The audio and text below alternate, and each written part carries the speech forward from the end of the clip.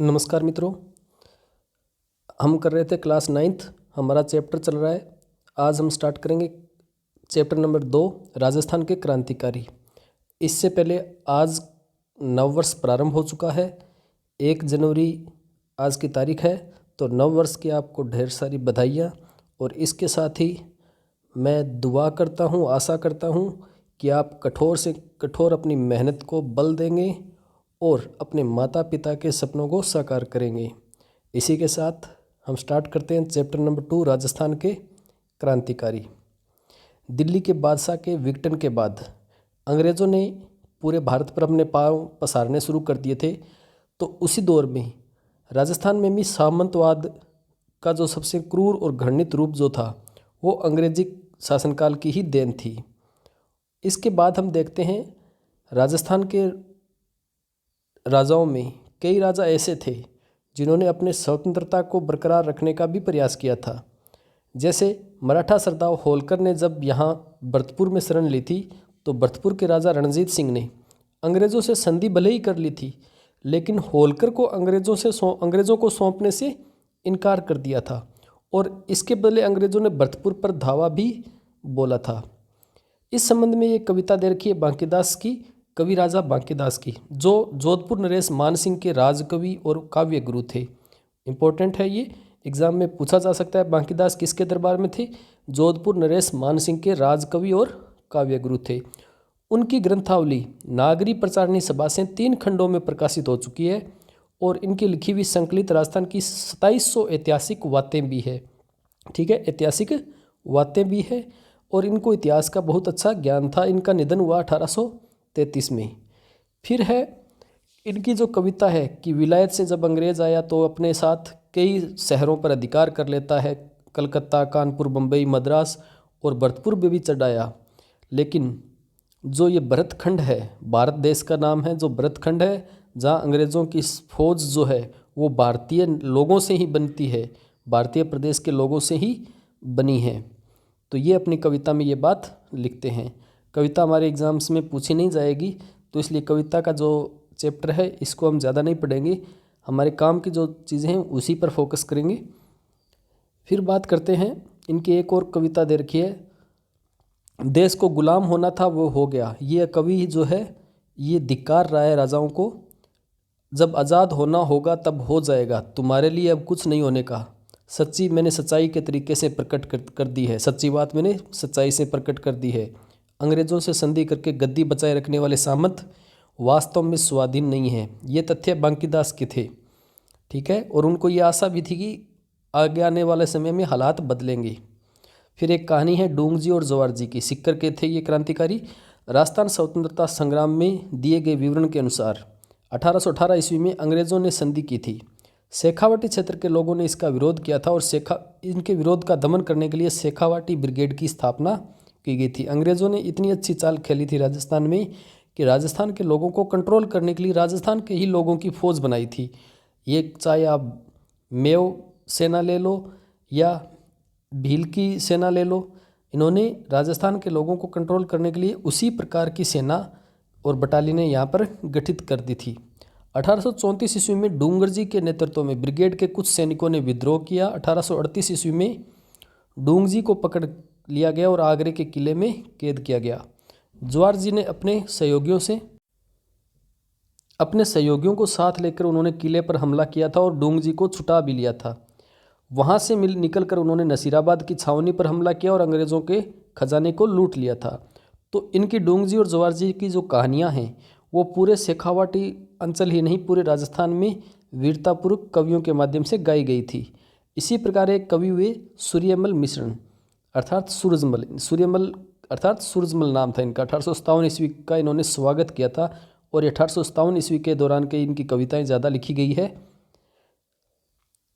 इन्होंने 1857 की क्रांति के समय को अपनी कविताओं के माध्यम से पहले ही बता दिया था, क्योंकि उस समय का माहौल ही ऐसा बन चुका था कि 1857 की क्रांति पहले से ही पूर्व नियोजित क्रांति थी इस प्रकार की। तो उन्होंने अपनी कविताओं के माध्यम से पहले ही इनकी तारीख तक बता दी थी कि इस तारीख को 1857 की क्रांति होगी। तो इससे हमें पता चलता है कि राजस्थान और भारत दोनों जगह 1857 की जो क्रांति थी वो पहले से ही सुनियोजित क्रांति थी। इनकी रचना थी वीर सतसई, और इन्होंने सन 57 के संग्राम का प्रभाव स्वीकार करते हुए लिखा था कि जिस समय सतसई का निर्माण हुआ उस समय देश में 1857 के विद्रोह की ज्वाला भड़क रही थी। सारा देश विदेशी सत्ता के तख्तापलट के लिए व्यग्र हो रखा था। गद्दरकालीन परिस्थिति पर कवि का बड़ा स्फूर्तिदायक प्रभाव पड़ा था। और नेक्स्ट है, सन 57 में बड़े सामंतों ने आमतौर पर अंग्रेजों का साथ दिया, छोटे सामंतों ने जनता का साथ दिया।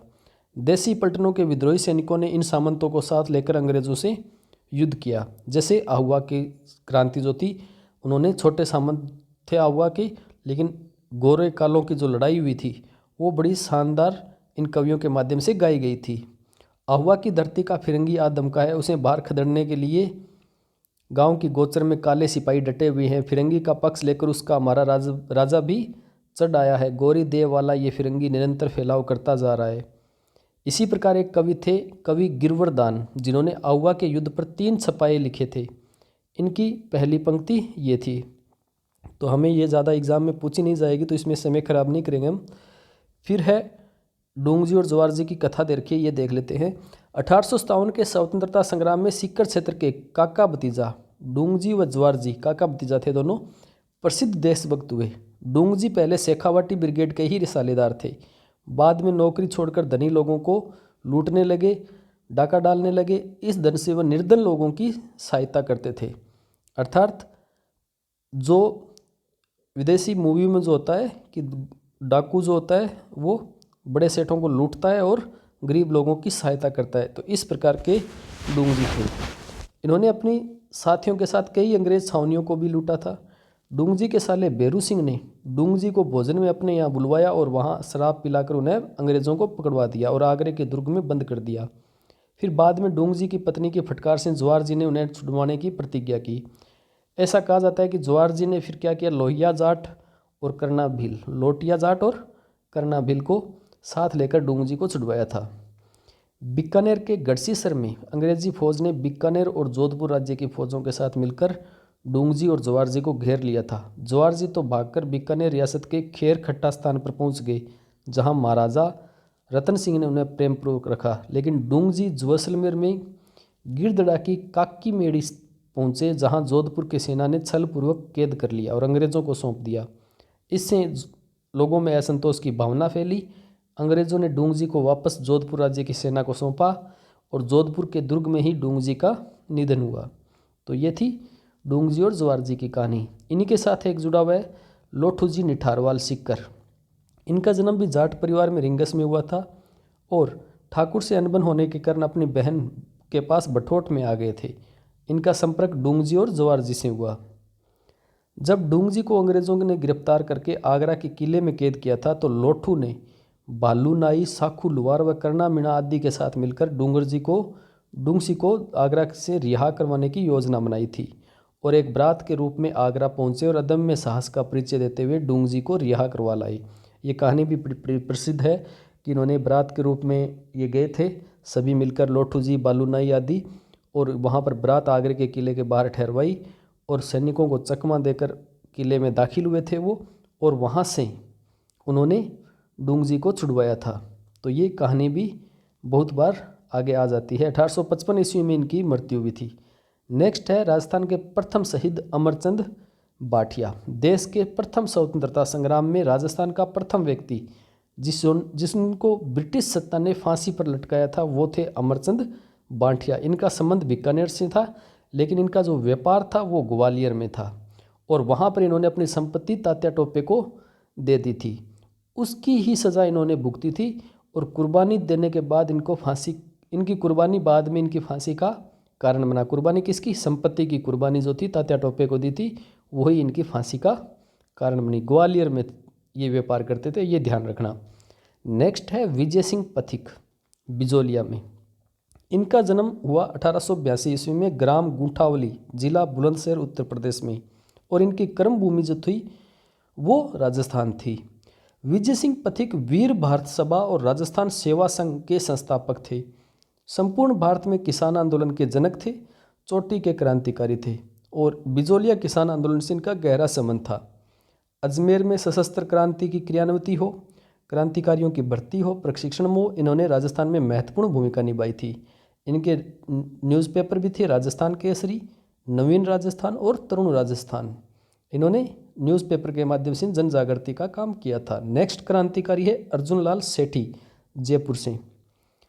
राजस्थान में स्वतंत्रता आंदोलन के प्रसिद्ध स्वतंत्रता सेनानी अर्जुन लाल सेठी, इनकी कर्मभूमि और जन्मभूमि थी जयपुर। अर्जुन लाल सेठी ने राजस्थान में सशस्त्र क्रांति और जन जागृति का अलख जगाया था। इन्होंने जयपुर में सन 1905 ईस्वी में जैन शिक्षा प्रचारक समिति की स्थापना की थी और उसी के ही तत्वाधान में वर्धमान विद्यालय, वर्धमान छात्रावास और वर्धमान पुस्तकालय भी चलाए थे। और ये जो सारी संस्थाएं थी, वर्धमान विद्यालय और वर्धमान छात्रावास, ये क्रांतिकारियों के प्रशिक्षण केंद्र भी थे। उस समय के तत्कालीन जो महाराजा थे सवाई माधो सिंह द्वितीय, ये एग्जाम में आने लायक क्वेश्चन है तो आपको याद रखना है, महाराजा सवाई माधो सिंह द्वितीय। इन्होंने राज्य का प्रधानमंत्री बनने का पेशकश की थी अर्जुन लाल सेठी को। तो अर्जुन लाल सेठी ने कहा था कि अर्जुन लाल नौकरी करेगा तो भारत को कौन, अंग्रेजों को भारत से कौन निकालेगा। तो ये कथन भी बहुत बार एग्जाम में पूछा गया है। नेक्स्ट है जोरावर सिंह और प्रताप सिंह, माणिकचंद, मोतीचंद, विष्णुदत्त आदि क्रांतिकारी इन्हीं के विद्यालय से जुड़े हुए थे। सेठी का नाम, अर्जुन लाल सेठी का नाम जो है वो होर्डिंग बम कांड, आरा हत्याकांड, काकोरी कार्रवाई से भी जोड़ते हैं। और इनकी पुस्तकें हैं जो एग्ज़ाम में पूछी जा सकती है। पहली है शूद्र मुक्ति, दूसरी है स्त्री मुक्ति और तीसरी है महेंद्र कुमार। इनकी 3 पुस्तकें हैं। इन्होंने हिंदू मुस्लिम एकता स्थापित करने का भी प्रयास किया। नेक्स्ट क्रांतिकारी है सबसे प्रमुख, जिन्हें मैं मानता हूँ, उनका नाम है केसरी सिंह बारठ। ये अकेले नहीं बल्कि इनके पूरे परिवार ने ही राजस्थान में क्रांति की अलख जगाई थी। केसरी सिंह बारठ राजस्थान के प्रसिद्ध कवि और क्रांतिकारी केसरी सिंह बारठ की जन्मभूमि शाहपुरा और कर्मभूमि थी कोटा। इनका जन्म 1872 में शाहपुरा रियासत के देवपुरा नामक गांव में हुआ था। नाम गांव का याद रखना। इनका जन्म हुआ था देवपुरा, शाहपुरा रियासत में आता था। सन 1903 में वायसराय लॉर्ड कर्जन द्वारा दिल्ली दरबार जब बुलाया गया तो उन्हें रोकने के लिए इन्होंने महाराणा फतेह सिंह को, उदयपुर के महाराणा फतेह सिंह को चेतावनी राजचूटिया के 13 सोरठे लिखे थे। कितने सोरठे? 13 सोरठे लिखे थे। ठीक है। ब्रिटिश सरकार जो थी राजस्थान में क्रांति और विप्लव की घटनाओं को पीछे जो सबसे प्रमुख कारण मानती थी वो केसरी सिंह बारठ और अर्जुन लाल सेठी के दिमाग को मानती थी। इन्होंने 1910 ईस्वी में वीर भारत सभा की स्थापना की। उन्होंने कब स्थापना की? 1910 में वीर भारत सभा की स्थापना की और राजस्थान में सशस्त्र क्रांति का संचालन किया। बारठ ने अपने सहोदर भाई जोरावर सिंह, पुत्र प्रताप सिंह, जामाता ईश्वरदान आसिया को रास बिहारी बोस के सहायक मास्टर अमीरचंद के पास भेजा प्रशिक्षण के लिए। देश की स्वतंत्रता के लिए अपना सब कुछ होम कर देने वाले क्रांतिकारी कवि केसरी सिंह ने अगस्त 1941 में अंतिम सांस ली थी। फिर बात करते हैं कुंवर प्रताप सिंह बारठ की। और इनके जो पिता थे वो केसरी सिंह बारठ थे। कुंवर प्रताप सिंह बारठ, इनका भी जन्म शाहपुरा में 1893 में। और इनके चाचा थे जोरावर सिंह बारठ। क्रांतिकारी मास्टर अमीरचंद से प्रेरणा ली थी। इनके पास भेजा था ना अमीरचंद के पास, अमीरचंद से प्रेरणा लेकर और बाद में इनका रास बिहारी बोस से इनका संपर्क होता है और रास बिहारी बोस के साथ ही रहते हैं। और रास बिहारी बोस जो है वो प्रताप सिंह से काफ़ी प्रभावित भी थे। प्रताप सिंह बारठ को बनारस कांड के संदर्भ में गिरफ्तार किया गया था। तो सन 1917 में बनारस षड्यंत्र नामक अभियोग चलाकर इन्हें 5 वर्ष का सश्रम कारावास दी गई थी और बरेली के जेल में, बरेली के केंद्रीय कारागार में इन्हें अमानवीय यातनाएं दी गई थी। लेकिन इनको बहुत ज़्यादा परेशान किया गया बरेली के जेल में, लेकिन इन्होंने अपने साथियों के नाम नहीं बताए। वहाँ पर एक गुप्तचर एजेंसी का निदेशक था सर चार्ल्स क्लीवलैंड। इसने इनकी प्रशंसा भी की थी। इन्होंने इनसे राज उगलवाने के लिए कहा था कि तुम्हारी माँ तुम्हारे लिए बहुत रोती होगी। तो प्रताप ने जवाब दिया था कि लेकिन मैं सैकड़ों माताओं के रोने का कारण नहीं बन सकता, मेरी माँ को रोने दो जिसे अन्य कोई न रोए। और इनका अमानुषिक अत्याचार के कारण, यातनाओं के कारण 1918 में 22 वर्ष की आयु में ही देहांत हो गया था। और क्लीवलैंड ने यह तक कहा था कि मैंने आज तक प्रताप जैसा युवक नहीं देखा। नेक्स्ट है बाल मुकुंद बिस्सा। इनका संबंध है जोधपुर से। इन्होंने नागौर में चरखा संघ खद्दर भंडार की स्थापना की। देखो बाल मुकुंद बिस्सा चरखा संघ खद्दर भंडार की स्थापना पूछी जाएगी, नागौर है न कि जोधपुर, ध्यान रखना ये। इन्होंने नागौर में चरखा संघ और खद्दर भंडार की स्थापना की थी। राजस्थान के जतिन दास कहे जाते हैं बाल मुकुंद बिस्सा, और इनका जन्म 1908 के डीडवाना तहसील के पीलवा गांव में हुआ था। नागौर में पड़ता है डीडवाना, तो नागौर में इन्होंने चरखा संघ और खद्दर भंडार की स्थापना की थी। राजस्थान के जतिन दास कहा जाता है इनको। बाद में ये जैन नारायण व्यास के साथ जुड़े 1942 में, और 9 जून 1942 को भारत रक्षा कानून के अंतर्गत इन्हें बंदी बनाकर जेल में डाल दिया गया। वहाँ इन्होंने लंबी भूख हड़ताल की और ये कमज़ोर हो गए और लू का भी प्रकोप आया। फिर इन्हें जेल से बाद में अस्पताल भेजा गया, वहाँ पर इनका निधन हो गया। और इनके निधन की खबर शहर में पूरे आग की तरह फैली और 1 लाख लोगों ने उस समय मीलों पैदल चलकर इनकी अंत्येष्टि में भाग लिया। तो राजस्थान के जतिन दास कौन थे भाई? जतिन दास भगत सिंह के साथ वाले साथी थे, जिन्होंने भगत सिंह के साथ भूख हड़ताल की थी जेल में, और उनकी मृत्यु हुई थी।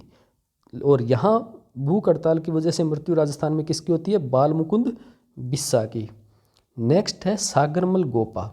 जैसलमेर में जन्मे सागरमल गोपा जीवन पर्यंत अपनी जन्मभूमि के दुखों को दूर करते रहे और निरंकुश राजशाही का कड़ा विरोध किया। गोपा ने किताबें लिखी, आज़ादी के दीवाने, रघुनाथ सिंह का मुकदमा और जैसलमेर का गुंडा राज, और ये पुस्तकें छपवाकर वितरित की। और इनको इन पुस्तकों के कारण जैसलमेर के राजा का कोप भोगना पड़ा। वहाँ पर इनको राजद्रोह का आरोप लगाकर 24 मई 1941 को जेल में डाला और वहाँ पर खूब अत्याचार किए। वहीं पर अप्रैल 1946 में इन पर तेल छिड़ककर आग लगाकर इनकी हत्या कर दी थी जेल में ही शासक ने।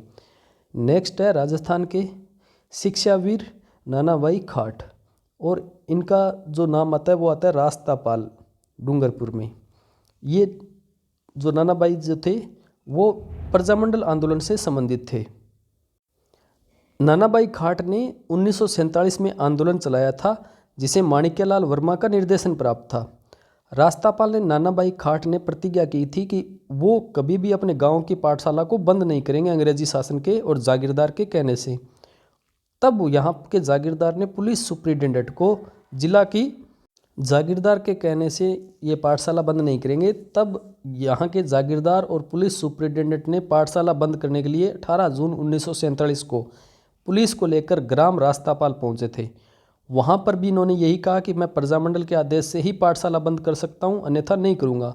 उन्होंने मारावल के आदेश का हवाला दिया, लेकिन इन्होंने पाठशाला बंद करने से मना कर दिया। तो वहाँ पर इनकी पिटाई की। और नेक्स्ट है सरदार हरलाल सिंह। इनका संबंध झुंझुनू से है। सरदार हरलाल सिंह का जन्म झुंझुनू के हनुमानपुरा गांव में 1901 ईस्वी में हुआ था। ये अशिक्षित थे और इन्होंने प्रजामंडल आंदोलन में सक्रिय भूमिका निभाई थी। इन्होंने विद्यार्थी भवन झुंझुनू की स्थापना की थी और इनके सहयोगियों ने इनको सरदार की उपाधि दी थी। नेक्स्ट है कप्तान दुर्गा प्रसाद, नीम का थाना से। इनका जन्म भी 1905 नीम का थाना में हुआ। इन्होंने अर्जुनलाल सेठी की वर्धमान पाठशाला से अध्ययन किया था। तो वर्धमान पाठशाला जो थी सेठी जी की, वो क्रांतिकारियों के लिए ही प्रसिद्ध थी। और इन्होंने बाद में राजस्थान सेवा संघ के अंतर्गत बिजोलिया में भी कार्य किया और 1930 के स्वाधीनता संग्राम में भी भाग लिया। बाद में इन्होंने राष्ट्रीय आंदोलन में भाग लिया और कई बार जेल गए। दुर्गा प्रसाद चौधरी ने आगे चलकर पत्रकार की भूमिका में अपनी पहचान बनाई और अजमेर व जयपुर से इन्होंने दैनिक नवज्योति का लंबे समय तक संपादन किया। और आज भी ये दैनिक नवज्योति राजस्थान के प्रमुख न्यूज़पेपर में गिना जाता है। नेक्स्ट है महिला जानकी देवी बजाज। महिला क्रांतिकारियों में सबसे पहले नाम आता है जानकी देवी बजाज का। इनका जो जन्म है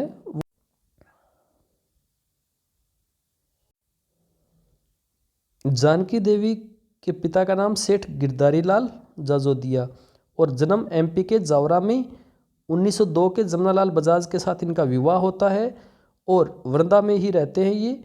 फिर जानकी देवी ने जड़ परंपराओं को तिलांजलि दी और गांधी जी के साथ कई सत्याग्रह में भाग लिया। बजाज जी के देहांत के बाद इन्होंने गौ सेवा संघ की अध्यक्ष भी बनाई गई थी और इनका नाम जुड़ा हुआ है 1944 के जयपुर प्रजामंडल के अधिवेशन की अध्यक्षा के रूप में। पहली महिला अध्यक्ष बनी थी जयपुर प्रजामंडल की ये। ठीक है, तो ये मोस्ट इंपॉर्टेंट क्वेश्चन है, कब बनी? 1944 में बनी। नेक्स्ट है अंजना देवी चौधरी। अंजना देवी चौधरी का जन्म हुआ 1897 ईस्वी के सीकर के श्री माधोपुर कस्बे में अग्रवाल परिवार में। इनका विवाह 1911 में रामनारायण चौधरी के साथ हुआ और पति की इच्छा अनुसार 20 वर्ष की आयु में ही पर्दा प्रथा त्याग कर इन्होंने क्रांतिकारी गतिविधियों में भाग लेना शुरू किया। 1921-24 में मेवाड़ बूंदी राज्यों की महिलाओं की राष्ट्रीयता समाज सुधार की भावनाओं को इन्होंने बढ़ावा दिया था। दलितोत्थान का भी कार्य इन्होंने किया, कई रचनात्मक कार्यों में अपने पति का भरपूर साथ दिया और इनका नाम आता है रियासती जनता में गिरफ्तार होने वाली पहली महिला के रूप में। ठीक है, रियासती जनता में गिरफ्तार होने वाली पहली महिला कौन थी? अंजना देवी चौधरी। नेक्स्ट महिला क्रांतिकारी है रतनजी शास्त्री, हीरालाल शास्त्री की वाइफ, जयपुर। इनका जन्म 15 अक्टूबर 1912 को खाचरोद एमपी में।